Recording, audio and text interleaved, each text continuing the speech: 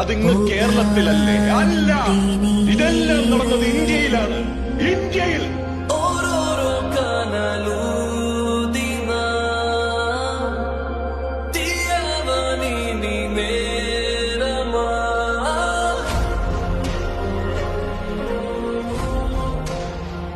ഈ രാജ്യം ഒരുത്തന്റെയും തന്തയുടെ വകയല്ല. ഇത് നമ്മുടെ രാജ്യമാണ്, നമ്മുടെ.